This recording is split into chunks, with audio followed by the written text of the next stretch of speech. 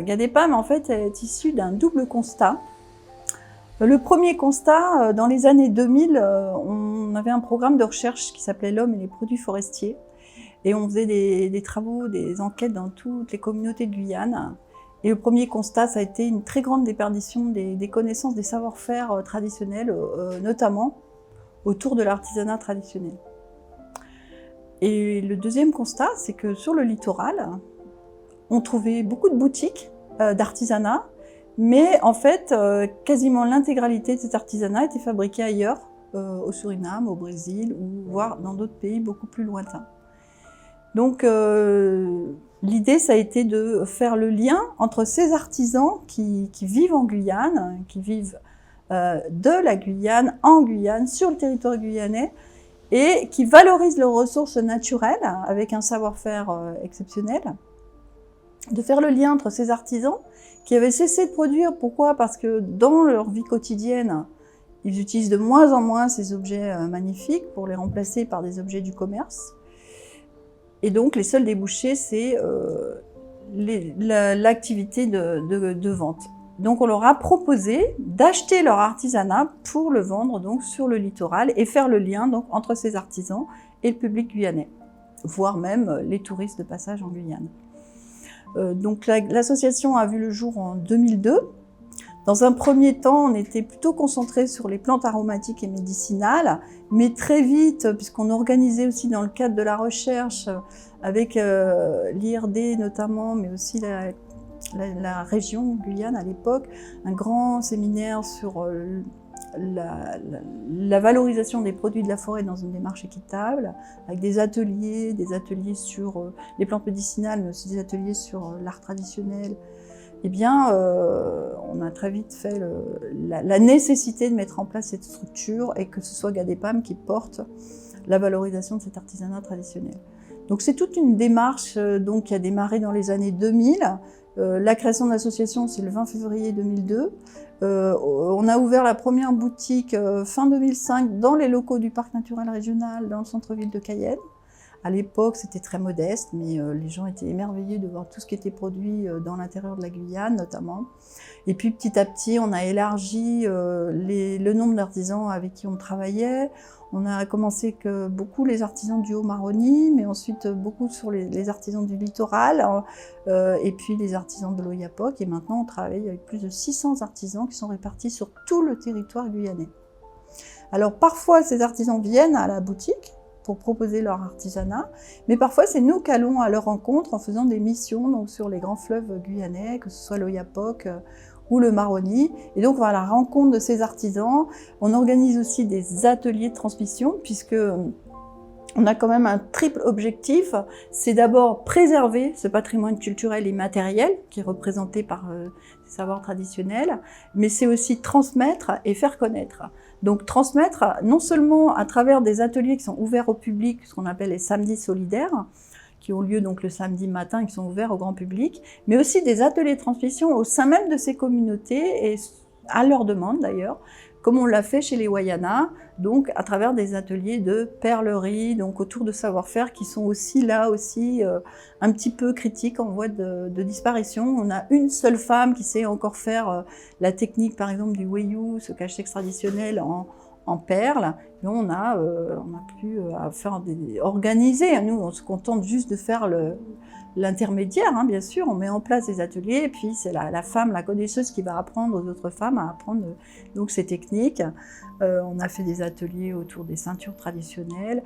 Là, on va organiser une rencontre entre les potières de Guyane, parce que pour la première fois, on avait réuni les potières de Guyane dans le jardin de Gadepam. Et on s'est rendu compte que c'était la première fois qu'elles se rencontraient, des femmes Palécourt, des femmes Wayana, des femmes Kalinia, et ça a beaucoup apprécié l'échange entre ces potières. Et donc là, on va recommencer à un échange entre femmes qui pratiquent la poterie encore toujours de nos jours.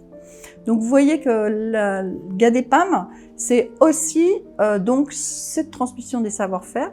Bien sûr, il y a d'autres méthodes pour transmettre, ce sont les livres. C'est pourquoi on a créé les éditions Gadepam, dans lesquelles on a fait plusieurs ouvrages sur, par exemple, la signification Le sens du ciel de Ka, c'est le premier ouvrage qui a été écrit par un Wayana, Mataliwa.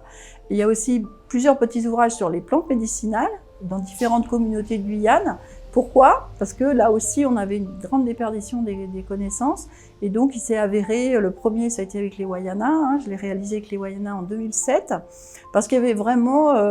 les anciens m'ont dit, il y a un vrai problème, les jeunes ne s'intéressent plus à ça. Et ils ne savent plus. Donc, on a résumé dans un petit ouvrage les principales plantes utilisées au quotidien pour se soigner, ce que tout un chacun devrait connaître. Et puis, l'expérience ayant bien fonctionné avec les Wayana, bien on en a réalisé un autre chez les Bushinangé, donc à la Charbonnière à Saint-Laurent-du-Maroni, et puis un autre à Cacao chez les Hmong, et enfin le dernier avec Madame Louison, donc les remèdes créoles. Donc vous voyez que c'est une démarche globale. Il y a aussi beaucoup d'autres actions à Gadepam, puisqu'on fait des études sur les plantes médicinales, les huiles végétales actuellement, on travaille sur les huiles végétales. On a notamment un projet sur l'huile de Karapa confectionnée par les Amérindiens Wayampi de Trois-Sceaux, dans le but justement de valoriser leur huile traditionnelle par rapport à toutes les huiles qu'on trouve parfois dans le commerce, mais qui sont d'une origine parfois douteuse. On ne sait pas si elles sont pures, si elles ont été coupées, on ne sait pas qui les a fabriquées.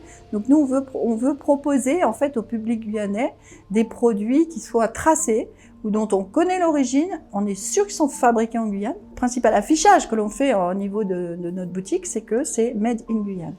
Donc c'est fabriqué en Guyane, sur le territoire guyanais. Et ce sont des produits et des objets qui donc sont issus des savoir-faire traditionnels. Donc parfois, évidemment, que ce soit dans la perlerie ou dans l'art en général, les artisans ont envie d'innover, de créer de nouveaux objets. Donc évidemment, on n'est pas là pour les brimer, hein, ni pour les censurer, mais il faut qu'il y ait toujours un lien avec la tradition, soit à travers des motifs, soit à travers des techniques.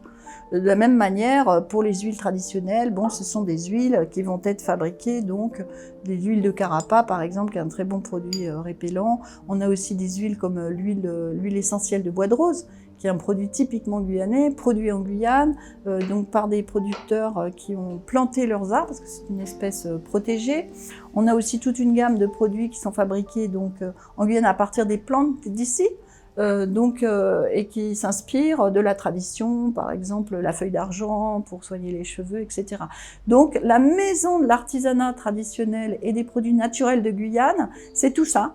C'est à la fois l'art traditionnel de Guyane, mais c'est aussi tous les produits naturels qui sont issus du territoire.